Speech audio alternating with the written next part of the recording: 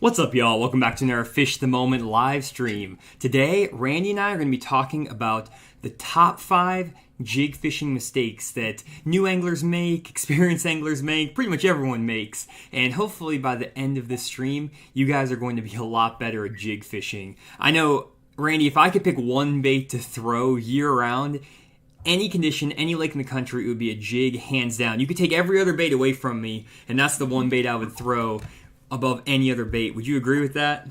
Oh, absolutely, Johnny. If I've always said if you can get them going on a jig, you're so far ahead of anything else because it's been my experience that jig fish on the average will weigh like anywhere between a quarter to a half pound more than any other bait you can fish really. So it's a quality fish bait, man. I always look for a jig bite, always. Awesome. So you guys are definitely in for a treat. Randy's been fishing jigs twice as long as I've been alive, practically, and I've been throwing jigs most of my life. So hopefully you guys are going to learn some really good stuff. And thanks for everyone tuning in for the live feed. We got William, Josh, Timo, Gone Fishing, and we got a $5 super chat from William Clark. Appreciate that. Thanks for that. We got PK, Scott, Dan, Bill, Shane. How's everyone doing? We got a bunch of guys saying that they love fishing jigs, and a lot of guys who said they've never caught a fish in a jig before ever. So hopefully both of those groups of guys will learn something tonight. And before we get into that, Randy, just want to make a couple announcements. First, congratulations on getting 10,000 subscribers on your YouTube channel. That's awesome. Oh, thanks, man. I can't believe it. Like I said, I just started this, like a year ago, and it's just, man, like I said, I'm just really grateful and humbled about everybody coming on board with it. I mean, because like I said, if you've seen my stuff, it's pretty low tech, it's pretty basic stuff, and I just big thanks to everybody that's watching them. For sure, you're making some great content, pumping it out daily. If you haven't seen Randy's channel, head over to YouTube, and it's Randy Blockett Intuitive Angler, right? Yeah, intuitive angling, Randy Blockett. Yeah, Intuitive Angling with Randy Blockett. Awesome. And so another thing I want to talk about was I had the craziest 2 days of fishing, Randy. I was telling you this about this a little bit, but man, I am just still blown away with how I was catching fish the last few days. I was filming a video about the Garmin Live Scope, and I've been hearing about guys catching fish on this one lake by my house where they're literally fishing in the dead center of the lake, like the middle of the lake, no structure around, nothing, and they were on big balls of gizzard shad. And there were big schools of fish chasing gizzard shad in the middle of the lake. And you could see them in the morning popping on the surface and stuff, and a couple of guys that I know were following them around with their live scope and catching a few fish. Well, I went out there and I absolutely hammered them in the middle of the winter on this giant Megabass Mag Draft swim bait with a 1 ounce underspin head, and I was fishing over 60 feet of water randomly in the middle of the lake. Like, there wasn't a ditch, there wasn't a drain, it was just the center of the lake with nothing around. And these fish were suspended on big gizzard shad, and I was following these schools of shad and fish around for like 3 hours, just like over 100 to 300 yard area. I was just randomly following them around. Every once in a while, I get that big swim bait in front of them, and I would catch like a 3, 4, or 5 pounder. And I caught 10 fish over 4 pounds, had a couple 6 pounders. It was insane. And I have a video coming up about it, but I just wanted to let you guys know about that day because it was blowing my mind. And it just shows you that live scope is absolutely going to change fishing forever, especially tournament fishing. Yeah, and it shows everybody that there's a population of fish that are out there and they're catchable that nobody knew existed before. Yep. I mean, literally, I guess it's just as easy for a bass to swim out in the middle of the lake as it is for him to swim under a boat dock or something. But that's the biggest thing LiveScope has done. It's really tapped into that unknown, part of the offshore fishing nobody could figure out before. For sure. So I just wanted to share that little tidbit, but let's jump straight into it, Randy. We got 170 people already on, so let's get into the main heart of the content. So first item on the list of the 5 common jig fishing mistakes that most anglers make is that most guys, when they start picking up a jig, are not fishing it around a specific target. What I mean by that is that they're not intentionally taking that jig and throwing it at an object or a spot in the middle of the lake. And I want to explain that a little bit just to kind of give you guys an idea of what I'm talking about. And I have Google Earth pulled up here. And I just want to show you some areas on a lake that actually that's drawn down about 15 feet. It's a little lake by my house, or that I used to fish by my house, that is loaded with big fish. And I've caught probably about 2,000 jig fish on this lake, give or take, over about 7 or 8 years. And there's a ton of cool things you can see with this lake drawn down. If we take a look kind of in this area, for example, we have this really nice rocky ridge that sticks out. And again, if you take the lake up, that ridge is normally completely underwater. But when we take the lake down, you can see it's here. So usually you can fish this. There's like 10 foot of water on this. But right now, the lake's down, just to give you guys an example. And this is a great example of something that I would be throwing a jig on. It's this random like pond levee that has some rock on it and it's sitting off the bank. Another great example is this little brush pile right here that's sticking out in the middle of the lake. Or maybe this old road where you can see there's a little road with a blowout right there. That's where I'd be fishing. But the key with all of this is that all of the areas I'm fishing a jig are going to be small, little areas like this right here, or maybe that brush pile right here, or maybe the tip of that pond levee. And these are all offshore areas, guys, but you can apply the same thing. For example, if you look up here when the lake is high, here's an isolated grouping of trees that are a little bit bigger and off the bank. That might be the area I'm picking to fish the jig in. Either way, the areas I'm focusing on are areas that are maybe 20 to 30 feet in a circle. So you're going to be basically doing like a kind of a 20-foot square area, something like that, where I'm going to be throwing that jig. And I'm going to be focusing on just fishing that jig in that one specific spot. I think a lot of guys get messed up when they're trying to fish jigs because they try to fish them like they do a lot of other baits that maybe are more effective for them. Spinner baits, crank baits, things like that. And they're just randomly throwing them down the bank. And that even works like a Texas rig worm and stuff like that. You can just kind of cast them down the bank and sometimes pick up a fish. But with a jig, the number one key to getting bit is you have to be throwing that jig on a very specific target. And I'm never just going down the bank just fishing a jig, hardly ever. It's always on a very specific targeted spot, whether it's offshore or up shallow. Another example I'll pull up is over here on Beaver Lake, which is a rock transition that I fish sometimes in the winter and in the spring. Here, if we go scroll into this area, you can see that there's a really nice transition from this steep bluff wall to this pea gravel bank over here, and there's some chunk rock in between. And this transition from the steep bluff to that chunk rock, or to the pea gravel with the chunk rock in between, that's maybe no more than a 20-yard stretch of bank. And that's what I'm going to be fishing my jig on. A very small section. I'm not just going to pick up the jig, start in the mouth of this creek, and fish the entire creek. One, that's very inefficient because you have to fish a jig slow, which we'll get into in a little bit, to be effective. But at the same time, these key little stretches are where a lot of the fish are going to be holding as well. So usually a jig is a bait that you throw once you have a good feeling that the fish are in a certain spot. It's not a bait to cover water, just go out to just go fish with. It's a bait that once you've dialed in where the fish are, you actually use it to maximize that area, catch more fish out of that area. And that's something I think a lot of guys struggle with in general, is just finding a good area to catch fish. And that's why jigs are a little bit more advanced in terms of skill needed to actually fish them, is because you have to have a good understanding of where those fish are and where these 20-yard stretches or 20-foot square areas are the fish are holding on. And so that's kind of what I'm always looking for when I want to fish a specific spot with a jig. Would you agree with that, Randy? Yeah, that's a really good point, especially when you're fishing offshore. For me, let me share my screen here. I'll talk a little bit about the shallow jig that I do, most of my fishing around. Let's see. You see my Google Earth there, Johnny? Got it pulled up. Okay.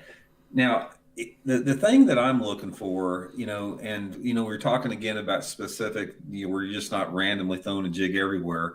When you're talking about fishing shallow cover, and here's a great example of a typical Highland reservoir. This is Stockton Lake, but this lake is set up very similar to almost any man-made reservoir that has, a combination of different types of cover in it. Right here, you got a flat bank with a lot of lay-down wood, and here back in the creek, you got some buck brushes that, they can be in anywhere between 6 inches to 5 feet of water, depending upon the level of the lake.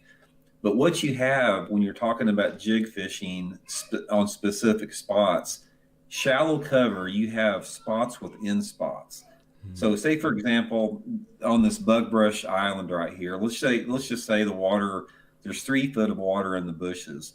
When you come up to one of these bushes here, one of the biggest mistakes a lot of people make that don't have a lot of fishing experience specifically with a jig is they don't really know where to key in on around like a bush right here. And there's going to be spots within that spot that you need to put that jig in. And most of the time it's going to be darker areas. It's going to be areas of the bush that is a little bit more complex, but it's going to be an area that's large enough for a fish to be able to set in there comfortably. It's not like you want to flip in a super, super tight spot. You want to flip into a spot that's like as big as maybe a coffee can lid or something like that.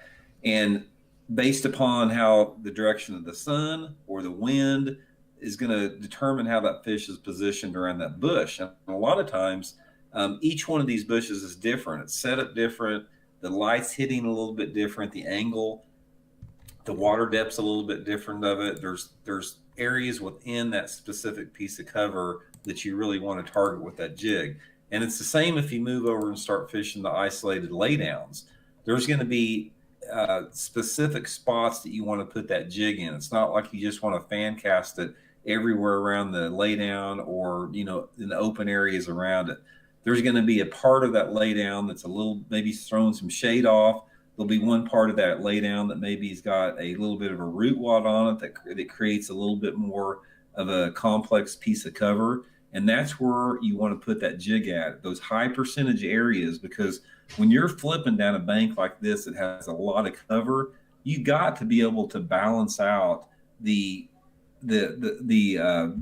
gist of fishing thoroughly, yet covering water. So if you just fished every single square inch of every corner of the laydown here, it'd take you forever to cover any water. But by knowing where to put that jig at in those high percentage areas on shallow cover, it's really going to maximize your time on the water and the number of bites you get versus the time you fish it.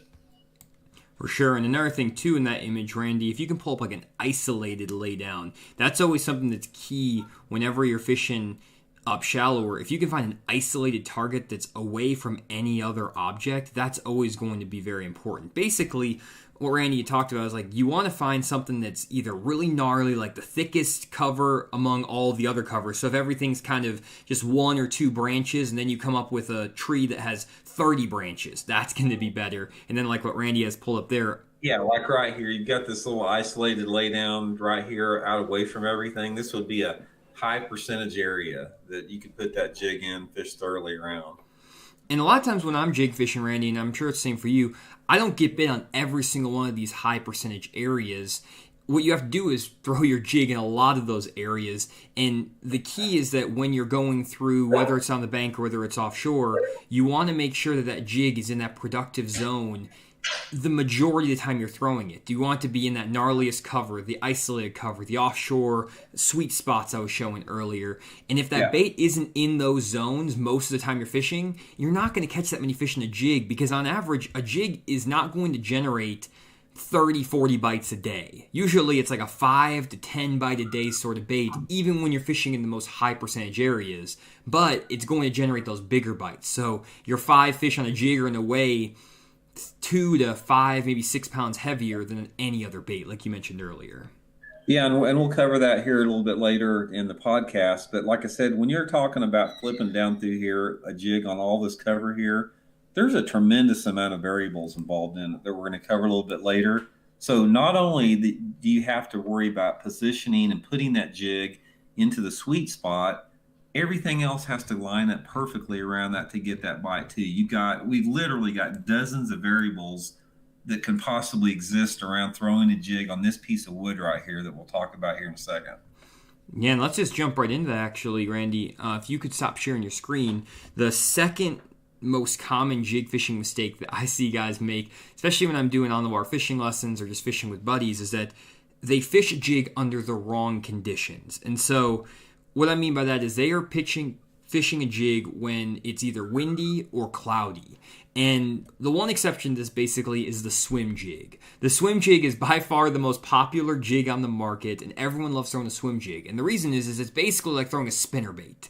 You just cast it and you reel it in and you feel them thump it. And that's, to me, like, swim jig fishing is not really jig fishing. It is, but it's more like a spinnerbait or a crankbait than it is a jig. When I think about jig fishing, I'm thinking about a bait that's on the bottom, getting around in and into cover. That's the key. Getting deep into cover around some sort of gnarly object, whether it's big rocks, big laydowns, stuff like that. And whenever you have those situations, one of the keys is finding that sun. And that's something that you talked about here earlier, Randy, and I'm going to pull up that exact same spot, actually, that you showed. And if we go through time, you'll see that on certain days back in this creek, you're going to have more sun or less sun. And so, let me actually find, this is not the best example. Here we go. So, like, you have a situation here where you have some shade that's cast off these trees. The shade of the trees is going to, or shade around the cover is going to position those fish tight up against an object. And in general, when I'm throwing a jig, 95% of the time it's on a sunny day around some sort of shade that's cast by a brush pile, a dock, a tree, a log.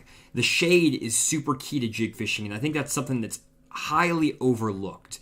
Now, can you catch fish on a jig when there's no shade? Yes. But you can also usually catch those fish on other baits, like a moving bait. And when I can get away with throwing a moving bait like a spinner bait or a crankbait, I'm going to do that because you can cover a lot more water, you can make a lot more casts in a day.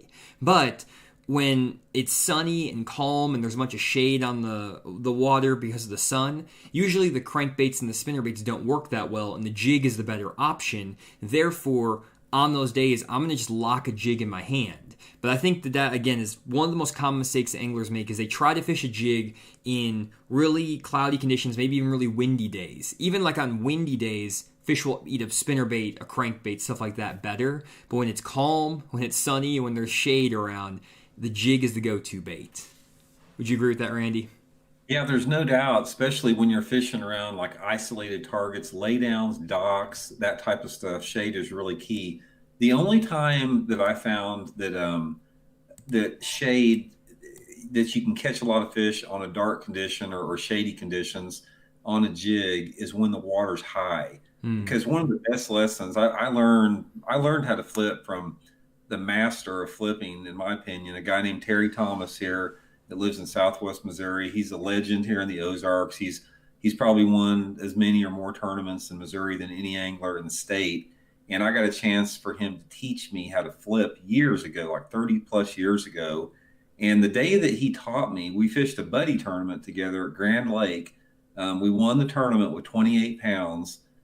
We caught like 30 bass that day. Terry caught 29 of them. I caught one of them. We were both flipping a black and blue jig, black and blue pork frog, 30-pound test line into the willow trees.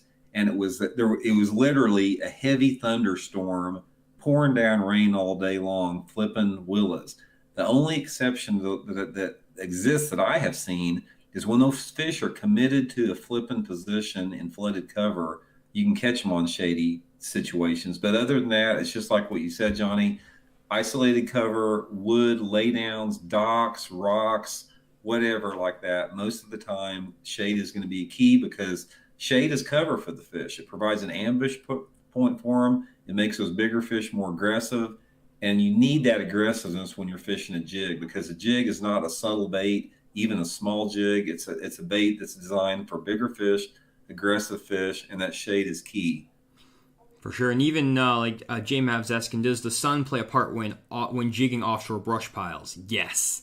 Shade is huge on brush piles. You'll find a lot of times when I'm fishing offshore brush, let me pull up an example here, just from one of these maps. I fish a ton of brush piles. I actually have a really awesome video, Randy, from a couple of days ago. I was throwing the Fish Mode offshore jig and called a 7, a 6, and a 5, and a 4 on brush piles, all in a jig. And basically, like, if we pull up, here's an example of an area that has a bunch of, let me find it, has a bunch of brush piles around it.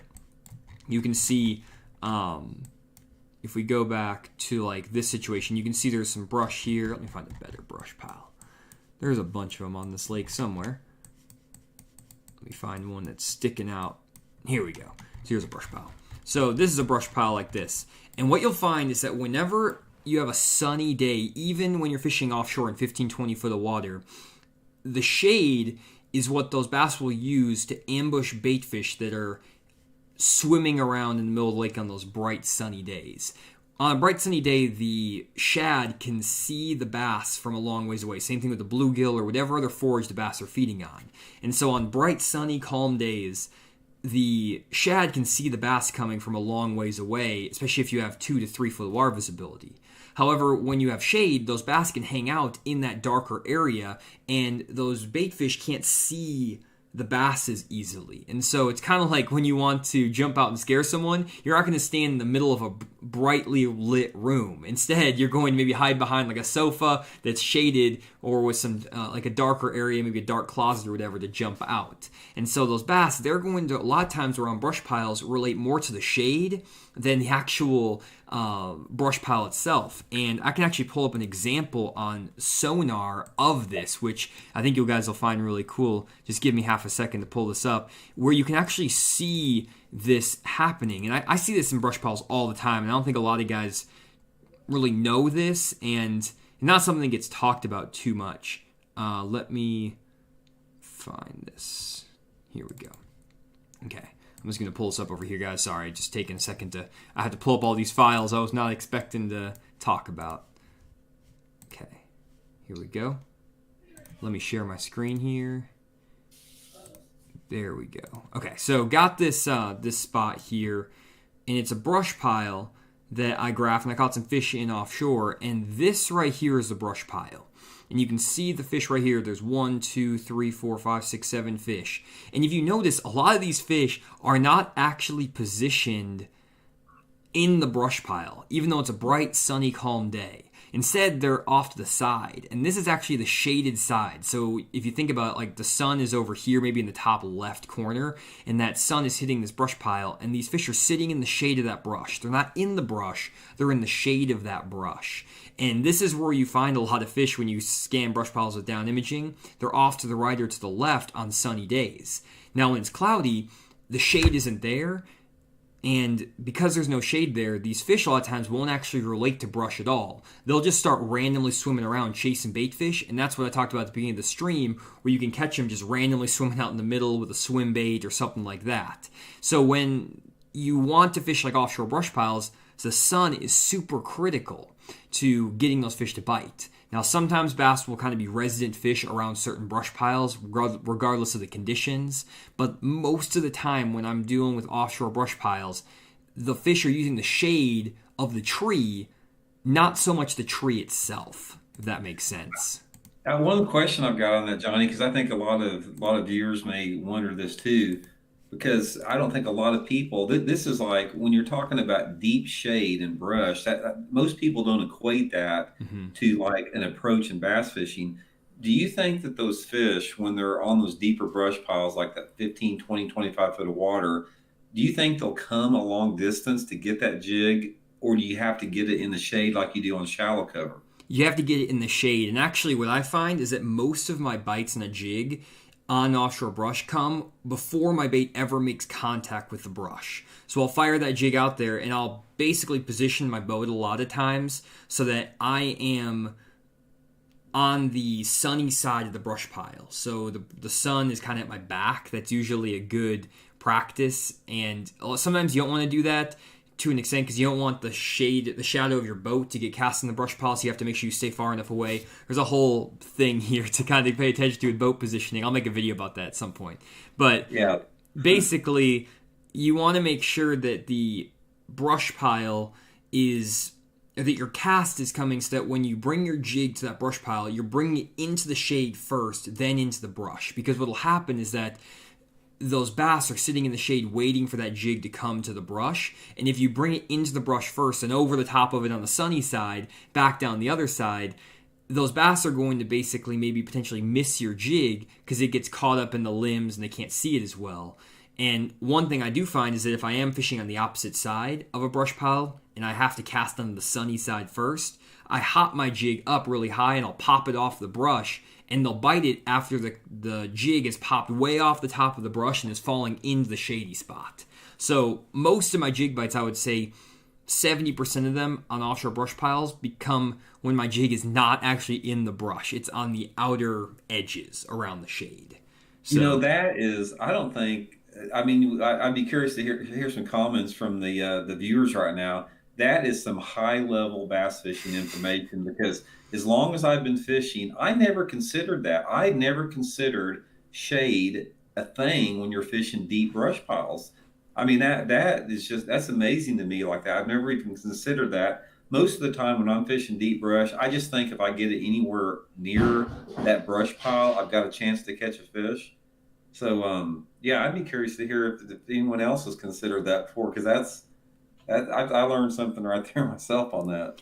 yeah, one thing the reason I kind of came to that conclusion is actually not from brush pile fishing.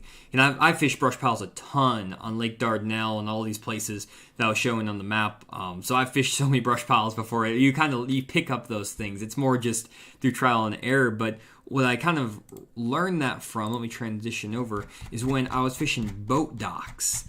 And if you fish boat docks on like a deep, clear lake, and you've done this, I'm going to go up to like Lake of the Ozarks, for example. You fish Lake of the Ozarks all the time, Randy. I'm sure you've heard this before. But a lot of times what happens is that with these boat docks, the best place to fish on a boat dock a lot of times is not necessarily on the boat dock itself, but a lot of times it's on the shady side of the boat dock. And I catch a lot of my fish on like a dock like this, casting my jig in that shade line, and the shade is what those fish will relate to more than the dock. So like this dock, this side of this dock right here, not going to be as productive usually, unless there's a brush pile there, than this side of the boat dock where that thicker shade is. And especially if there's like a rock transition or something on the back side of these deep docks, a lot of times the fish aren't even on the dock itself, because the dock might be floating and the bank is, super steep. So out here it might be 30, 40 feet of water, but those fish are relating to a rock transition on the bank. Maybe it goes from pea gravel to chunk rock, and then they're using the shade of that boat dock in 20 to 30 feet of water, and that's what you're catching them on. The shade of the boat dock plus the rock transition. And I figured that out when I was like 16 years old, and I kind of was like, oh, well, maybe that's something with brush piles too, and that's kind of how I put that all together.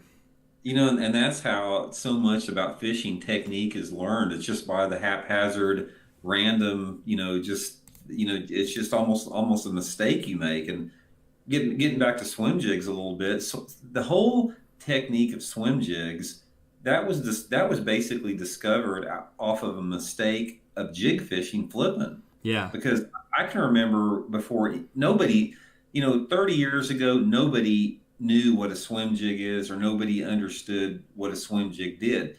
Once in a while you'd get a bite. If you flipped into a bush or a grass bed, you get a bite as you're reeling the jig back in. And most of the time you dismiss that as just the random haphazard until it actually became a thing, just like what you're talking about with the deep shade. For sure. And that's the thing with fishing. There's so many factors, and you have to consider that. And like, who asked that? It was Stanky Fishing asked, what do they use the dock for in that case? Just shade? What I find is that if you're fishing a dock that's floating, the only thing that matters is the shade to those fish. They don't actually care about the dock itself. It's all about the shade, unless there's a brush pile around the floating dock. Now, if you have docks that have wooden pillars that go down into the bottom, then they're actually using the pillars themselves as an ambush point. The only exception for that is when you have like a shad spawn going on, or the fish are like suspended up underneath the floats of the boat docks. That happens sometimes. But if the fish are on the bottom, they're not there because of the dock most of the time, especially the deeper floating docks. They're there because of the shade. It's kind of all... there's a lot of nuances to everything in fishing, but hopefully that makes sense. Cool. Well, Randy, I do want to talk about some of the jigs that we throw, because I do think that a lot of guys are probably curious about that. And let me transition over here to the jigs that we're fishing. because we try not to talk about tackle like all the time, because Randy talks about tackle on his YouTube channel a lot, and everybody talks about tackle. There's like 15 tackle live streams, Randy, out there. So I like to talk about stuff other than tackle. But in terms of football, or in terms of jigs go, really my go-to jig, as you guys probably know, is the Fish the Moment Offshore Jig by Jewel Bait. Designed this jig for Jewel, and the reason that I love this jig more than anything is twofold. The first is that it comes through brush and rock and cover better than any jig I've ever thrown. It has a double cable weed guard on it. It has this really nice head design that has a rock. It kind of rocks the jig out of cover. It has this double flat spot on it, and it has a unique fall with a double cable or a double keeper guard on it. So it falls a little bit different. It just comes through cover like crazy. And you've thrown these too, Randy. What are your thoughts on the jig coming through cover and stuff? Oh, it's almost completely weedless. I mean, and that's the most difficult thing a lot of times when you're fishing a football head jig on deep brush, depending upon the limb diameter that you're fishing, is that jig will roll over the top of that limb and get caught up, and then you've ruined the whole pile. But the weed guard system on that jig is just I've never seen one that comes through brush as good as that does. It's unbelievable. Yeah, and it's not just a double cable guard. It's the head with the eye position, the eye angle, everything. It's been designed perfectly to come through brush. And I go through like 2 jigs a month. And I throw this jig so much. You guys have seen that in a lot of my videos. I throw it a ton. And I go through like 2 of these a month. And you actually can get 2 of these. It's a 5/8 ounce jig for $6.99 on jewelbait.com. Only place you can get them. So you get 2 jigs for $6. Pretty solid deal. And while you're there, one thing just to make a shameless plug for the sponsors is check out on jewelbait.com the new Fish Tool subscription box. This is a new offering by Jewel Baits, and basically it is a subscription box that gives you $60 worth of premium American-made fishing tackle for $35. It arrives in the mail every single month, and actually help pick out the baits that go in here every single month. So if you want to make sure you're getting like good baits to throw, Fish Tools box has all super premium baits. It's not like the factory leftovers, the discontinued colors that no one wanted, or the rejects. It's all good quality tackle that you can still purchase on Tackle Warehouse anywhere else. You're just getting it pretty much half off because it comes straight off their production line into this box. And because there's no retail markup, Jewel can basically sell it to you for half price. So definitely a great option. A lot of jigs. Jewel is known for jigs. So if you want to get better jig fishing this year, order this box. It'll have the right jigs for every single season, plus a bunch of other great baits. So just head over to jewelbait.com and go to the Fish Tool box. So sponsor plug over, Randy. So let's jump into the other jigs. Another jig I like to throw a lot is the Jewel Bait Tactical Pro Spider jig. So this is a little bit heavier jig that again has that double cable guard on it. And this jig doesn't come through brush quite as well as the Fisherman offshore jig because of the head design, but it still comes through pretty well. And it has a really nice hook on it that's a super sturdy hook. And I throw this jig a lot when I'm flipping up shallow, pitching shallow cover. I'm not showing my screen. Here's the jig here, Tactical Pro Spider jig. And it has this double cable guard, really nice thick hook, and it has this finesse profile to it. So I'll throw this jig a lot when I'm flipping, casting it around, fishing in shallower water. And you can put it on heavy line. You can put it on like 15-pound test to 20-pound test, rip them. And it's actually designed to support the special ops survivors, so it's a really good cause too on that. So I love this jig. And one thing I like about it is it comes in that 7/16 ounce size, and that's actually the third myth that, or not the third myth, the third mistake I see a lot of anglers make when they're jig fishing is they don't use a jig that's heavy enough. A lot of guys are throwing jigs that are as light as they can get away with. They say the lighter the jig, the better. But I actually find that for me, the heavier the jig I can get away with, the better. The more bites I get and the better bites I get. And if you look at the Fisherman offshore jig, it's a 5/8 ounce jig, which actually isn't even as heavy as you could go. A lot of times I might throw a 3/4 or a 1 ounce jig, but the 5/8 is a good any time size that just kind of works in all situations. And that's really not that heavy a jig. I throw the 7/16 ounce finesse jig, which a lot of guys will throw a 3/16 or a 5/16 ounce.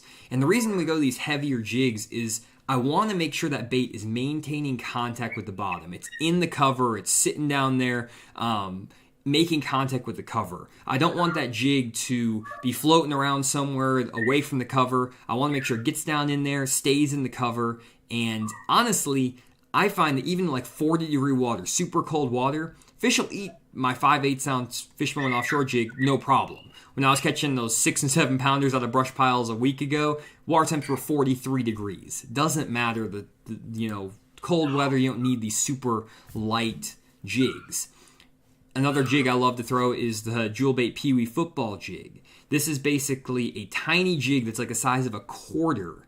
But the nice thing about it is that it comes in a pretty heavy size. You can throw a 7/16 ounce jig that's the size of a quarter. It's basically like a little ball of just straight lead. And these little jigs that are compact get a lot of bites, but because they're heavier, you can maintain bottom contact with them. And that's the biggest key with jig fishing, is keeping your bait on the bottom, feeling that bait through the presentation. So the heavier the jig you throw, usually the more consistent you're going to be in terms of keeping your bait around the cover and detecting the bites. Another jig I throw a lot is the Striking Hack Attack Heavy Cover Flipping Jig. And I'll throw this in like a 1 ounce or sometimes even a 1 1/4 ounce when I'm flipping even in like 2, 3, 4 foot of water, flooded bushes, heavy vegetation, and I catch a lot of fish on like a 3/4 ounce to a 1 1/4 ounce black and blue Hack Attack Heavy Cover Flipping Jig. So one thing I think the guys get scared away from with the jigs is they feel like the jig is too big or it's too heavy. But I find that a big profile bait, a heavier bait, it can get bit super well. And one great story I have is that I was fishing brush piles in Lake Dardanelle one summer in a night tournament. And my buddy was throwing a 10-inch worm, and I had a football jig on. And I was like, we were throwing around, and I broke off my Texas rig. We're throwing like a 3/16 ounce weight because the brush piles were in 5 or 6 foot of water, middle of the summer. And I broke off my Texas rig, and I picked up a 3/4 ounce football jig, fired in there, and caught a 4-pounder, fired back in there, and caught a 5-pounder, throwing a 3/4 ounce jig in 5 foot of water on brush piles. So the heavy jig, big size doesn't really matter. Would you agree with all that, Randy? Oh man, that's a topic right there that we could literally spend 8 hours talking about when you're talking about jig sizes, the rate of fall, and that type of stuff. But first of all, I'll say that I agree with you, Johnny, completely, that if you can get the bass to bite a heavy jig, you're so far ahead of everything because it's a lot more efficient. You can fish it in different water depths, different wind conditions. The bigger fish will usually bite the reaction of a heavy, fast-falling jig if you can get them to hit it.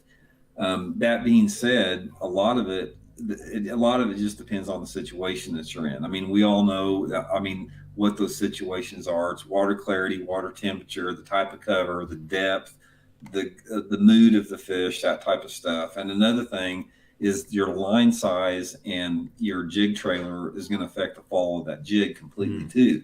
And for me, it's about figuring out the rate of fall that fish wants that allows you to be most efficient. But like I said, if you can get those bass to bite a big heavy jig, most all the big bags of fish I've caught and the really big bass, like the 8 to 10 pound class fish that I've caught on a jig, have come on a 1/2 to 1 ounce jig.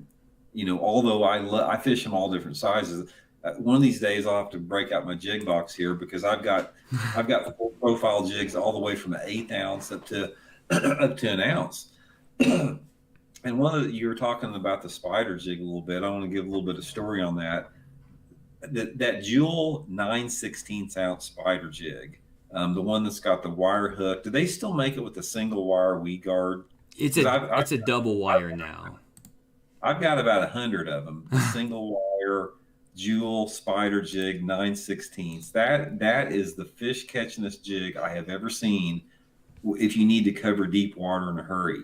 And for example, one of the things I like to do is I got onto it at Beaver Lake actually with this jig, covering a tremendous amount of water in that 15 to 20 foot zone around those deep cedar trees, just pitching and casting that 9/16 ounce spider jig around those trees. Super fast fall. It's a little compact jig. It falls like a rocket with a little bitty trailer on there, and they'll eat it up in clear water. And that's another thing that I have found is in clear water, they will bite that big, heavy, fast falling jig better than any other jig you can throw. In fact, it's almost a requirement. If you have water visibility of over like 4 foot around any type of cover, I'm always fishing a big, heavy jig.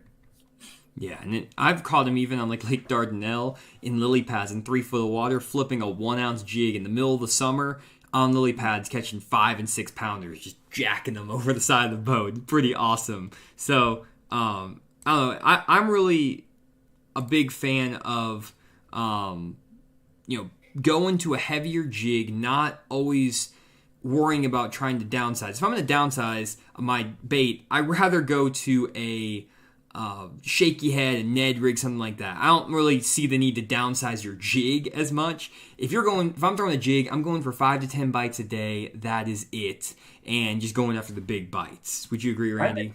One of the things that I've learned a lot, because like I said, I've been a jig fishing fanatic for many, many decades. The thing that I've learned a lot about jig fishing has been from watching Greg Hackney. If you guys watch Greg Hackney, I love Hackney's style because there's an energy about Hackney that is tied into a jig. If you've ever watched him, he is like the most primal jig fisherman I've ever seen ever. And he's the one that got me throwing the 1 ounce jig a lot shallow, because before Hackney, a lot of people didn't do that. I remember years ago, Brent Chapman told me he was flipping a 3/4 ounce jig, and I like fell out of my chair. I couldn't believe he was flipping such a heavy jig. And now Hackney has got everybody flipping this 1 ounce jig in shallow cover, winning tournaments on it.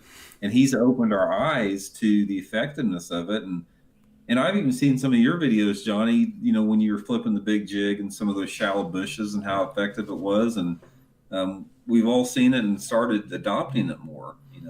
Yeah. Most people don't equate flipping in 2 foot of water with a 1 ounce jig. It's like they consider it overkill. But the more we understand about bass personality, the behavior and the mood of bass, and the things that trigger bass to strike a lure, Hackney's opened my eyes to that big time. I don't know if you'll be ashamed of me or shocked or what, Randy, but I have flipped a jig or any soft plastic I have flipped in the last 2 years. I've only flipped one bait, and that's a 1 ounce jig. Every single flipping fish I've caught in the last 2 years has been on that 1 ounce hack attack jig. I do not flip ever. I literally do not flip. I that's like not in my repertoire. I do offshore. Whenever I go up shallow, I just take a 1 ounce jig. And like the last time I did, I was cracking them, catching 3 and 4 pounders. But like I just don't flip hardly at all. And when I do, it's just a giant jig. I don't know. That's just a me thing. Yeah, it's most of the time, like I said, that's the deal. There are exceptions to the rule. I can remember one of the best jig days I ever had in my life. It was on an FLW tournament at the Atchafalaya Basin in Louisiana, and I was flipping cypress trees. And I knew that those fish would bite a jig. Everything was set up just perfect for it. And I was tweaking and experimenting. And eventually what I did is I took a 1/4 ounce jig, a full lunker lure 1/4 ounce jig, with a big, super chunk on it, a big giant profile jig. And I filed that 1/4 ounce head down to where it was like 1/8 of an ounce or even a 16th. And it just floated like a potato chip going down through the water. And I wound up almost winning that tournament on that little full size 1/8 ounce jig. But that's an exception to the rule. Most of the time, those big ones want that heavy fastball. Awesome. And I do want to cover some jig trailers as well here, Randy. Before we do that, I just wanted to remind people, because here's some jig trailers we're going to talk about in just a second, but I wanted to remind people before it's too late to sign up for, go to fishmoment.com and head over to the virtual seminars page and sign up for the upcoming jerkbait seminar this Thursday. It's January 7th, coming up in 2 days, and we've had to open up some more spots for the seminar, Randy, because it has been so popular and in so much demand. And Randy is going to be breaking down everything you know about wintertime jerkbait fishing, from the areas, the baits, casting angles. We're going to have graphics. I mean, if you guys like this live stream, you're going to love the seminar. We have a lot more detailed graphics, explanations, everything like that. He was talking about bait modifications, and Randy was actually pretty much one of the original designers of the Megabass Vision 110. You sent him actually some old weighted rogues for him to use as the model for the 110. Isn't that right, Randy? Yeah, that was back in the late 90s. In fact, they've still got them over in Japan somewhere. They've got like 12 of my best rogues ever. And we worked with Megabass for almost 2 years before they finally came up with the final design of the 110. And that 110 was based a lot upon, the jerkbait fishing that we do here in the Ozarks and what we're going to talk about in the seminar on Thursday. For sure. So definitely check that out. I think we have about 10 more spots left. People have been signing up like crazy. So if you do want to get in, I definitely check it out. And the seminars are all recorded, and we send you a copy of the seminar that you can watch back as many times as you want. So even if you can't make it live, you can, sign up for the seminar and we'll send you the recording. And we also have an advanced electronics seminar coming up where I'm going to be sharing all of my secrets for how to become more efficient and effective with your electronics. It's a great way to kind of prepare for the upcoming tournament season. I'll be talking about how to differentiate the different size of fish on your fish finder, whether fish are active or not, whether you're looking at a good school of fish that you should come back to in a tournament, whether you shouldn't, all these different things, and it's going to be a super detailed seminar. And if you have signed up for one of my electronic seminars in the past, I'm changing them up a little bit, so this seminar actually may be really useful for those who've even attended one of my seminars before, and I'll be changing up the seminars a little bit going forward, guys, just to kind of streamline the content. So this is going to be more focused on like dialing in the perfect settings and really understanding your fish finder. So definitely sign up for that seminar if you're interested. And then obviously there's always our lake map breakdowns if you want to check those out. 40 GPS waypoints on lakes all across the country, broken up by season. And we also have the personal lake breakdowns you can purchase here. And Randy gives you 40 GPS waypoints. You can put straight in your fish finder, view on Google Earth. He gives detailed area descriptions as well as a breakdown of the lake in terms of the key things you need to know about the lake. So definitely check out these personal lake breakdowns if we don't have your lake available here in the stock maps. And we're going to put out spring maps here very, very soon for a lot of the lakes all across the country. So that's that, Randy. I do want to talk about trailers, but before we talk about trailers, I want to talk about another myth here real quick, because I like talking about baits, but I also like talking about the real stuff that helps people catch fish. So the one thing that I see a lot of guys mess up when they're jig fishing is they miss the bite. They don't actually know when a fish is biting their jig. And I think that's one of the biggest reasons why guys stop fishing jigs, because they just don't know when the fish are actually on their bait. Now, I have a really great story about that. I was actually doing an on-the-water fishing lesson with a guy, and we were on Table Rock Lake, and I was just absolutely hammering him on a football jig. I mean, boom, boom. I think about like 20 fish. I had like 2 or 3 close to 4-pound smallmouth. 3.5-pound largemouth, just wrecking them. And the guy I was with, he could not get a bite to save his life. He was like, man, I can't get bit. And I was like giving him my rod, casting out there, and he wasn't doing anything. And he was setting the hook a lot. He was like, oh, there's one, and he would miss it. And I thought maybe his hook set was wrong or whatever. Well, about 2/3 of the way through the day, he was just sitting there, and then his rod started bowing. He was like, oh, I'm in a rock. And he starts shaking it like it's a rock, and then a 4-pound smallmouth jumps out of the water and spits his jig. And he's like, oh, that was a fish. I didn't even know it. And what had happened is he was setting the hook on every rock he came in contact with pretty much all day, and he was shaking and trying to get unhung all of the fish that were biting him all day. He was mixing up the fish with the rocks in terms of how they felt. And so he probably had 15 fish that he literally shook off throughout the fishing day.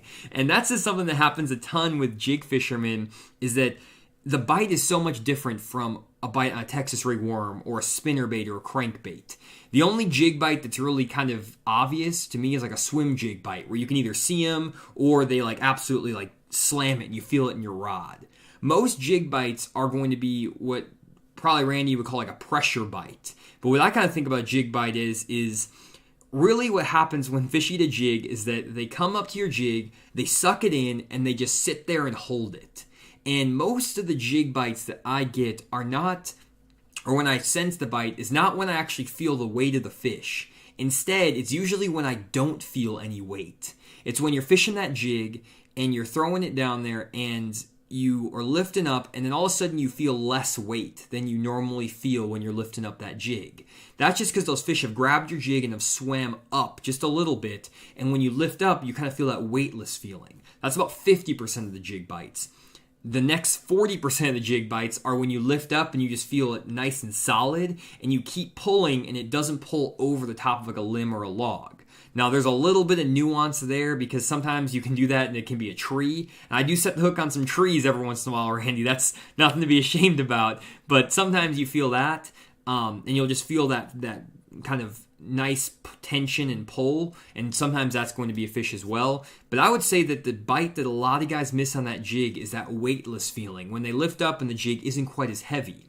And I think the reason that a lot of guys miss these bites is that they're not actually fishing a heavy enough jig to really feel that jig. What I mean by that is when I'm throwing a jig like an offshore jig, like the Jewel offshore jig, it's a 5/8 ounce bait, I want to make sure that I can feel that bait and feel the bottom, and I want to be making sure I know where that jig is at all times. If you're casting your jig out and you don't actually feel the cover or feel the bottom, usually you're either not on the bottom or you're throwing a jig that's too light for you to sense what's going on.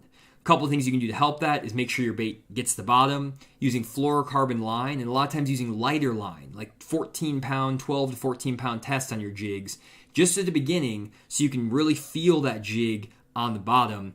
And then the last thing is just to throw a jig a lot to get a sense for how heavy that jig is on the end of your rod. And then when you lift up and it feels a little bit lighter, that's when you know you need to set the hook. It's a very nuanced bite. It's not super easy to get a grasp of. That's why you have to spend a lot of time on it. But I would say if you have struggled fishing a jig in the past, 90% chance that the reason you didn't like fishing a jig is because you didn't detect most of the bites you were getting, and you were actually missing those bites. Would you agree with that, Randy? No doubt. From my experience, that the way you described it is pretty much right on. For me, when I'm fishing a jig, there's basically three different types of bites that you get. And the bites that you get, the way that I get them, a lot of it depends on where you're fishing, the type of fish you're fishing for, and how pressured those fish are. Because for me, the three type of jig bites are this. My favorite jig bite, and the one that you get when the fish are not pressured and they're really aggressive, is when you flip or pitch or cast into a particular area and you just see your line jump. That's just, it happens on a jerkbait sometimes like that. When you see your line jump, that means that bass has inhaled that lure from a long distance away, and it's usually a quality fish that has the power to inhale a jig from that distance away. That's the first bite. The second bite. And how often does that happen, by the way, Randy? Because I feel like for me on a jig, that happens like 5% of the time. That's not very often. I mean, like I said, that's something that usually happens that on a place that does not get much fishing pressure. But it is my favorite jig bite. It's the most exciting jig bite there is. The second bite that you get on it is like what Johnny was talking about, where the fish just pick the bait up and they hold it and they don't move with it. Now, to me, this is the most difficult bite to detect, because the only way that you can really detect that bite is by putting pressure on that line until you feel movement or not. Because a lot of times you can get, even good anglers will get fooled, because if a bass picks that bait up and holds it, you can either pull it and it'll be a rock, like you'll pull it over a rock or a limb, or you'll pull it and you'll start feeling a little bit of surging a little bit with it. And the third type of bite is when you pitch it out there, you work the bait a couple times, and all of a sudden it just feels like it becomes weightless, and your line starts swimming out. Most of the time, those are the three type of jig bites, and this is when the critical, and this is sort of getting away from the topic a little bit, but it's sort of the critical time frame is when you get that bite. It's really important on a jig to set that hook on a tight line, because what happens if you get one of those bites, say you flip in there and your line jumps, all of a sudden you're all jacked up and you reel down and you set the hook, and you'll get slack in that line on a lot of times on a jig hook. And what happens is when you set the hook on a jig, especially a large diameter head, like a 1/2 ounce to 1 ounce size head on a jig, if you pulled on that jig and snap it real hard, you actually you'll force the mouth of that bass open with that jig head. And a lot of times you'll have that bass on for 3 or 4 cranks and it'll come off. So regardless of the type of bite that you get on a jig, don't get in a big hurry. Let the fish swim a little bit with it, tighten up your line, and just pull back on a tight line, and you'll land a lot more jig fish. Yep, for sure. Question from Gary. He asks, do you mark your brush piles with a fish marker. I'll sometimes drop a buoy on my brush piles, Gary, but most of the time I just use waypoints. I have a great video on that. Just go to Fish the Moment, how to hit offshore sweet spots every cast, or how to hit offshore spots, Fish the Moment. It's the best video I have on my channel. No one seems to have ever watched it because I get that question more than anything. How do you get your bait on an offshore piece of structure? That's, if you're fishing a jig and you're not able to get your bait on the brush pile you mark, that's a big problem. So go check out that video. I get that question so much, and I just tell you, type in Fish the Moment, how to hit offshore sweet spots, or how to hit offshore areas. The video will pop up. It's the best video on my channel. Just go check it out. But sorry, Randy, I wanted to get that out there. But yeah, that's good stuff. And I'm going to make a hook set video here pretty soon, Randy, about how to properly set the hook, because I think a lot of guys are not setting the hook properly from what I'm seeing. I watch a lot of like random YouTube videos nowadays, and like no one sets the hook very well. Look, I'll give you guys a little history lesson in the hook setting of jigs. Back in the early 1990s, Gary Klein and I, we worked together almost every tournament, hand in hand, in the Bassmaster tournaments. And Gary's a big flipper, I'm a big flipper, and back then we did a lot of flipping together. And we analyzed this whole hook set and how many fish you lost on the jig. And back then, we didn't understand this whole thing about setting on a slack line. Everybody did it. And what we did to counter it back then is we used fiberglass flipping sticks. We actually had 7.5 and 8 foot long fiberglass flipping sticks. And that fiberglass actually, the give on that fiberglass actually allowed us to snap set hard like that, because you didn't have the force of the rod tip to open that fish's mouth up. But it was only after we figured out that you can't snap set on a jig and you have to pull on a jig as to when you started becoming more effective. And it's we lost a lot of big fish over a course of 5 or 6 years learning that lesson. Oh man, that's good stuff right there. Awesome. Well, I want to talk about the last mistake that guys make when they're fishing a jig, and it kind of is similar to the not using heavy enough jig, but this is probably the most common mistake of the 5. This is the most common, and that's that guys don't actually let their jig get down to the bottom. So guys and gals they're casting their jig out, and it's just randomly out in the middle of the water column. And I see this happen so often. I actually have a graphic here, guys. Here's a little jig. I got a nice jig here, and this is what I see a lot of guys do when I'm on the lake with them. They'll let that jig hit the water. They'll engage their reel. They'll click their reel as soon as that jig hits the water, and then they'll just kind of let it fall. And what happens is, because you engage your reel right when that bait hits the water, you have kind of a tight line, and that bait's going to pendulum. And it's going to pendulum and pendulum and pendulum. And then all of a sudden, you're going to wait like 10 seconds, and you're like, it's probably hit the bottom by now. And they start working it. And they're working it, and they're working it way over the fish in like 15 feet of water, over 20 foot of water. And that bait never hits the bottom once. And because that line is tight, they're just working their jig all the way back to the boat, just in the middle of the cover, and they're like, man, where's that brush pile? I can never find it. Where's the rock? And they never get their bait even close to the fish. So one of the biggest things you have to do when you fish a jig is whenever you cast that bait out there, whether it's pitching the jig, flipping the jig, you want to let that bait fall on a slack line. What that means is when that bait hits the water, you need to actually give the bait line, pull some line out of your reel. If you're in deeper water, you may have to pull out more line. And if you're in shallow water, less line. But you want that jig to fall on a slack line. The line is basically not tight. You want a loose line. And you want that thing to be loose so that that jig won't actually get pulled towards the boat. It'll fall straight down to the bottom. This will get that bait right down the bottom where the fish are. And then when you start dragging it, you're going to be in contact with that bottom. Once you're down there, you want to actually make sure that that jig is in contact with the bottom or the cover the entire casts. The only exception is when maybe you want to like rip the jig off the bottom and let it fall back down. That's called stroking a jig. But regardless, if you pop it up, you want to make sure it gets all the way back down to the bottom. And you'll know if that jig's down there and around the cover if you're throwing a heavy enough jig. If you're throwing a 5/8 to 3/4 ounce jig, you'll know that jig is down there in the bottom. And if you're struggling to make bottom contact, go to a heavier jig, even in shallow water, 3 to 10 foot of water. Go to a 3/4 ounce jig or a 5/8 ounce jig, because you'll guarantee that you'll be making bottom contact. And those fish don't necessarily care all that much a lot of times if you have a heavier jig, sometimes it can maybe get you a few extra bites to go to a little bit lighter jig. But when you're learning jig fishing, I cannot stress enough the importance of going to a heavier jig to make sure that bait is making bottom contact, and also let that bait fall in a slack line. Give your bait line, it's almost like you're picking out a backlash. Every time, it looks like that when I'm kind of fishing, you cast out, and it's not like you're picking out a backlash, you're just literally letting the line out so it falls in a slack line down. Would you agree with that, Randy? Man, it was cracking me up when you're talking about that, because I have seen anglers make that mistake so often. People that are learning about jigs or people that don't fish much. You're exactly right, and they'll throw it out there, and like I said, they just never get into the strike zone. And there's a couple different things on this. First of all, wind and current have a big part to play in that too, because everything that Jonny was talking about there it's multiplied tenfold by wind or current to make it even worse. So that is what everybody has to do when you first.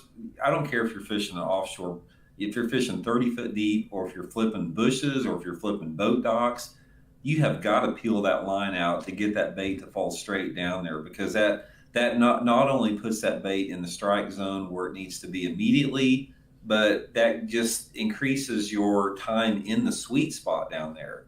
And jig fishing, it's all about angle. It's all about generating strikes from the fall rate and angles. And you cannot pitch it out there and let it swing back on a tight line. That's one of the biggest mistakes I see, that like if you take, like a kid fishing, somebody like a 7 or 8 year old kid that doesn't know how to fish, that's what they do every time. So, and even I think good anglers are guilty of that a little bit. Yeah, you've got to let that jig fall on the slack line.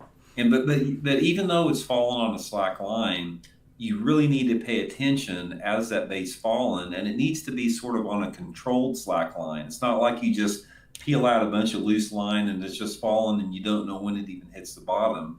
There's a combination of the slack line fall and aware of what that jig's doing at the same time. Because the thing that I found about jig fishing is that at least 75% of the time, the bass is going to bite that jig from the time it touches the bottom until you hop it one time. For me, most of the time, especially in a shallow water pitching and flipping situation, 25% of the time, they'll get it after you've worked at 5 or 10 feet. But most of the time, if there's a good one there and you've made a cast in a high percentage sweet area, the bass is going to have that jig in its mouth almost as soon as it hits the bottom.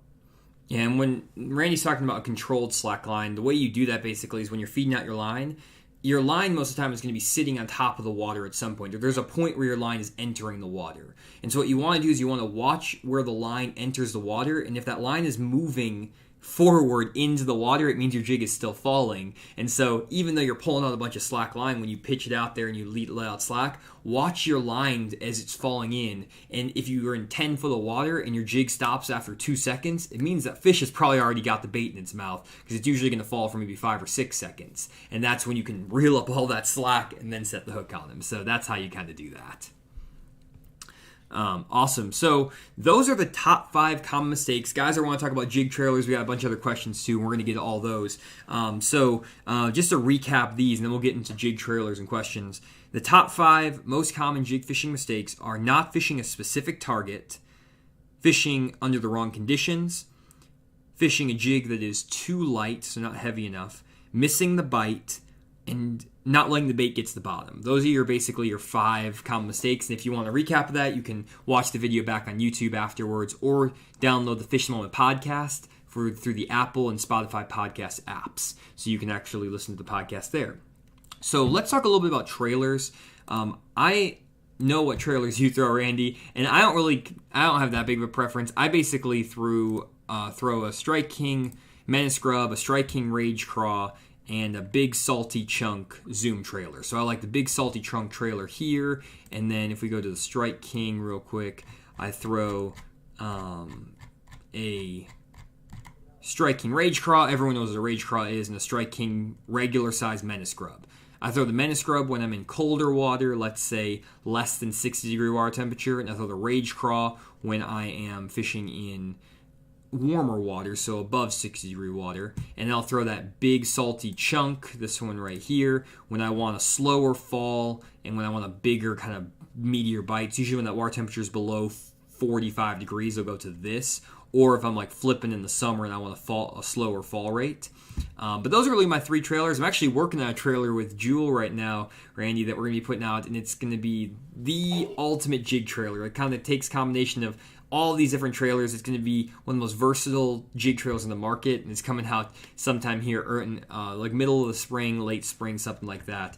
So be on the lookout for that. But what jig trailers would you recommend? I have a Tackle Warehouse pulled up here, Randy, so I can show them while you're recommending. Well, for me, I know, Johnny fishes. When he's fishing jigs, he's fishing football head most of the time. Yeah. I'm guessing, out of your jig fishing, you probably do 80% football head jig fishing in the course of a year with the offshore fishing you do. Yeah. For me, it's the opposite. When I'm fishing a jig, 80 to 90% of the time, I'm flipping and pitching it around some type of shallow cover, whether it be, docks, rocks, wood, bushes, that type of stuff. So our jig fishing techniques are different as far as mine and Johnny's go. So for me, I know a lot of people have gotten into the jig trailers that have the curly tails, like the Rage Craws or the Speed Craws, that type of stuff. For me, I like the chunk type trailers better. I like the Zoom, either the Super Chunk Junior, or the Big Salty Chunk. Those are my 3 go-to jig trailers. I know a lot of guys like the master jig fisherman like Randall Tharp. I mean, that's the same type of trailers he throws a lot. But then you got some of the guys like Hackney that like the Rage Craws. So a lot of it is just a matter of your personal preference. To me, the jig trailer that you do has a lot to do with how you want the jig profile to look, because the jig profile will alter. I mean, a jig trailer will alter the profile and the fall tremendously of the jig. So that's all considerations you have to make based upon water clarity, water temperature, the size of fish you're catching, the time of the year, the type of cover you're fishing. There's a lot of variables that go into it, but I'm going to guess that for me, probably 75% of the time, I'm using the Big Salty Chunk or the Zoom Super Chunk on my jigs. Good stuff. I know you just made a video recently about the old Uncle Josh pork frogs. They're coming back. I used to actually, the guys from Uncle Josh, they were up in Wisconsin, and so I feel like an idiot now. I knew all the guys from Uncle Josh. I went fishing with them all the time up there, and they basically said, we'll give you an unlimited supply of any Uncle Josh product you want. They were just giving me the stuff whatever I wanted, and I was like, oh, pork, it's gross, it was annoying, I like plastic better, and I didn't take any of it. I was like, I'm never going to use it, you guys just keep it, I don't care. And man, I could have made a killing off of all the pork I could have sold. They were going to give me like cases of pork, and I didn't take it. It's selling for like $15 a jar now if you can get it. I tell you how big of a pork fan I was. I used to have for 15 years, I would carry plastic Tupperware bowls. Like I'm talking about this big, like big plastic Tupperware bowls. I'd have one of them full of blue ones, one of them full of brown ones, one of them full of black ones. I'd have like 100 pork frogs in each one of these big Tupperware things. And I'd carry them with me to the tournaments. That's how much I used to use pork. I was really bummed out when they quit making it. That's hilarious. Sounds like also a lot of guys are wanting to know about pork or about the different trailers, Randy, for different water temperatures. That might be some YouTube content for you. Randy has some awesome tackle tips and stuff on this channel, Intuitive Angling with Randy Blockett. So maybe that's some videos that come up here soon, Randy. Yeah, I mean, jig fishing, that people don't realize how many variables are involved in jig fishing. I mean, it's literally, it's probably the most complex as far as the different options that you have of any lure category out there. In my opinion, jerkbait fishing is the most complicated technique, but jig fishing is the one that has the most variables to the bait itself, because there's so many different combinations. You got your size, your colors, your skirt material, the trailer combinations, everything that goes with it. It would take a book to cover everything, a thick book. Oh yeah, for sure. Awesome. Well, we have a bunch of questions, really great questions about tungsten versus lead and a bunch of other stuff. And we're going to get into all those, but really quick, I just want to remind you guys to head over to fishthemoment.com and check out the virtual seminars we have coming up. This Thursday, in 2 days, January 7th, we have Randy's Advanced Jerkbait Fishing Seminar for the winter. He's be covering all the best areas, what to look for, the best conditions for a jerkbait, casting angles, jerkbait modifications, everything you could think about for jerkbait fishing. Randy's going to spill the beans and give up all of his secrets. He helped design the Megabass Vision 110 jerkbait, the most popular jerkbait on the market. So he knows his stuff with jerkbait fishing. And we are going to be recording the seminar, so even if you can't make it from 6 to 9 on Thursday, we'll send you a recording if you sign up. So don't be afraid to sign up. We'll send you the recording very soon after, and you can watch it all back. It's a 3-hour seminar with a lot of awesome information. And I also have an advanced electronics seminar coming up covering 2D sonar, side imaging, and down imaging, how to dial in your settings, how to determine what fish are active and you can actually get to bite based on what you see in your fish finder, how to know if the fish are going to bite now versus later, when should you come back to those fish, a lot of cool settings, tricks, all kinds of stuff. So check out this webinar if you guys want to dial in your electronics game for this summer. I won't be doing the seminar again probably till the summer, so if you want to get geared up for the tournament season, definitely sign up. There's only 30 spots available, so sign up as quick as you can. That's going to be coming up January 21st. So that is that for that. Oh, also check out the lake breakdowns, by the way, too. All of our lake breakdowns, 40 GPS waypoints, detailed area descriptions. We also have personal lake breakdowns available from Randy, who will look at any lake in the country, even if we don't have it marked here, and he'll give you 40 GPS waypoints that go straight in your fish finder with instructions on how to do that. So all of that. So let's jump back over here to questions. One question we got, and I think it was from, I don't want to steal the credits here, but I think it was from Steven. I'm trying to find the question here. It's basically, what are our thoughts about tungsten versus lead, both for jigs? I think it's just the tungsten versus lead for jigs. What are your thoughts there? Have you ever thrown a tungsten jig, Randy? I've never fished a tungsten jig. I fish tungsten sinkers on my, on soft plastics all the time. But to me, tungsten is a superior material. I mean, I don't think anybody has really came out with an affordable line of tungsten jigs that I'm aware of. But anytime you're dealing with a smaller profile, that's a good thing. So I'm all for tungsten, absolutely. Yeah, and that was Ryan Williams. Yeah, if tungsten wasn't so dang expensive, I would throw a tungsten jig as well. That's why we kind of designed the Fisherman offshore jig with the lead poured down the shank of the hook. It makes the head smaller, which helps it come through cover. So if you could then pour that lead down the shank of the hook and then make the head even smaller than that while still keeping the weighting right, that would even be better. So I think a tungsten jig would be great. It's just cost-wise. I mean, I'm throwing a jig in the middle of brush piles stuff. You're going to break off eventually. So I think it's just probably not as cost-effective. I'd rather spend my money on other stuff, I guess, than tungsten jigs, put it that way. Okay, so that was that question. Next question, do you downsize fishing spotted bass? That's from Ira. I honestly, the thing I do with my jigs is I don't downsize the weight of the jig.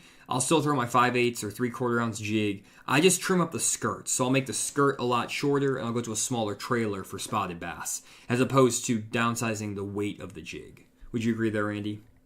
Yeah, for me, I mean, that's a great question too. For me, it depends on the species of spotted bass that I'm fishing. I have found out that the Alabama spotted bass, that's on the Coosa River and all the Alabama lakes down there, they will bite a big jig. They'll bite a big jig the same way as a largemouth bass will. But if you're fishing more of the traditional Kentuckys, the spotted bass from the Ozarks, the spotted bass like in some of the Georgia lakes over there, they prefer a more downsized profile. But so that's sort of the two scenarios I've seen unfold with it. That tournament that we just got done, our last Bassmaster Open we had there at Lay Lake. I mean, I was fishing a full size jig with the Zoom Super Chunk on it, and every fish I weighed in was a spotted bass on a full size giant jig. Awesome. Yeah, I don't think it matters all that much, other than with the. If they can get the bait in their mouth, that's all that matters. Another question from Ira, another good question. In cold water, are you dragging the jig super slow, like crawling it, maintaining contact with the bottom, the cover, the whole time? Yeah, so Ira, I'm maintaining bottom contact all the time in any season, regardless of the water temperature. One thing I'll say is that I fish a jig pretty fast. If you watch me fish a football jig, I cast that thing out there, I let it hit the bottom, and I'm dragging it like drag, stop, drag, stop. I mean, I'm moving that thing pretty quick. I'm not necessarily fishing my jig slow in the summer. So when I'm fishing it in the winter, I'm probably fishing my jig in the winter the same speed that you guys are fishing your jigs in the summer, which means you're probably casting your jig out, letting it sink to the bottom, hopping it a few times, letting it sit for 2 or 3 seconds, moving it a few feet, letting it sit for a few seconds. That's like my wintertime retrieve. My summer and like warmer weather retrieve, basically anytime the water is above 60 degrees, I'm firing that thing out there, letting it hit the bottom, and I am dragging it maybe 5 to 10 feet at a time, maybe even more, and then pausing it, moving it, pausing it. I'm moving it quite a bit. I'm not trying to soak that bait in an area. My thoughts, whenever I get a lot of my jig bites, that fish will bite it as soon as that bait comes in contact with the bottom. And the other time they bite it is right after I make that big pull and it stops. That's when they bite it. And I think that fishing that jig faster and moving it further makes it act like a fleeing crawfish. And that quick movement where it moves away from quickly, that's what triggers the bites. And I've been seeing that a lot actually on the live scope. Even in super cold water, when you think those fish are going to be lethargic, they'll still chase a bait up and down the water column and moving fast and stuff like that. No problem, even in super cold water. I mean, I've seen fish in Wisconsin blow up on a frog through thin sheets of ice in the middle of the winter. So a fish will eat a frog through a thin sheet of ice in the middle of the winter with frozen water. They will eat a jig fished at a decent pace. Would you agree there, Randy? Yeah, no doubt. And that question is it's relative to what you consider cold water and what the visibility of that water is in. The colder, the dirtier water, the less I'm hopping it, the more I'm dragging it, and it gets a little bit higher hops and a little bit faster drag as the water gets cleaner and warmer. Yep. Let's see here. Trying to find some more questions. What's the jig that you've caught the most fish on over your lifetime, Randy? For me, it's been that lunker lure, the rattling lunker lure jig. I used to be sponsored by lunker lure. I'm not anymore, but I was for about a decade. And I've caught more bass on that jig flipping than I have any other jig out there for sure. And you like that rattling jig? Yeah, I like the lunker lure rattleback jig. It's the one that Tommy Biffle used to use constantly. He's the one that made it famous. And I just, Denny Brower actually used to use that jig too. And, it's one I've used and still use a lot. And when do you go to a rattle versus not a rattle when flipping? I like a rattle most all the time in my jig fishing, unless I'm fishing super clear water with finesse trailers, like, down rocky bluffs, rocky banks, that type of stuff. But anytime my jig is like over something or around some type of an isolated target, I think that will help on a jig. It's because it's real subtle. It's not a rattle on a jig is not like a rattle on a crankbait or anything like that. It's more of almost like the noise that a crawdad would make, just scurrying along the bottom. So I've never seen it, be a negative. I prefer it actually. Awesome. Yeah, I've put jigs in or rattles in my jigs when I'm fishing offshore, and I mean, I haven't seen any change in the results. The Fisherman offshore jig actually has a rattle band collar, so you can add a rattle to that jig, and I do it sometimes, but like, I don't know, for me offshore, it doesn't really make that big of a difference. I can see it making a difference up shallow, though, flipping. Again, the only time I ever flip a jig is when I'm throwing a 1 ounce jig, and I think with a 1 ounce jig, it doesn't matter. Those fish are just biting it because it's flying past their face at 500 miles an hour. So that's the reason they bite it. But that's my type of flipping anyways. I don't know how you flip all the time, Randy. It's to me it's like the most boring technique in the entire world. Just randomly just going down the bank. I can't do it. It's boring until you get 4 or 5 pounder on it. But I can remember back, if you guys can ever get a chance to watch some of the old Bassmaster of Tommy Biffle back in the early '90s, that's all that dude used to fish. I mean, you'd see him with his lunker lure rattleback jig, and he'd have his salt craw, and he'd bite part of the salt craw off, and that's what he'd fish all the time. And he proved it to me because, man, he was a dominating force during that time frame on that rattling jig. That's awesome. John says he caught his first bass of 2021 Sunday with the Fisherman offshore jig, a 3-pounder. That's what I'm talking about. Good stuff right there. Awesome. Well, I'm excited to keep making videos here, Randy. I'm going to be doing a video this Friday about my new boat setup. It's my budget Jacob Wheeler boat setup with my live scope, my 360 imaging, all that stuff. I was able to make the Jacob Wheeler setup for literally half the price. It's still not cheap, but you guys will see in the video how I did it. It's a pretty cool one coming out Friday. And I'll be doing a live scope video where I absolutely hammered him again on this Megabass Magdraft Freestyle 6-inch swim bait on a 1-ounce underspin. Look at that thing. Giant bait. I can't believe that thing is so torn up. It came through for 2 days of fishing.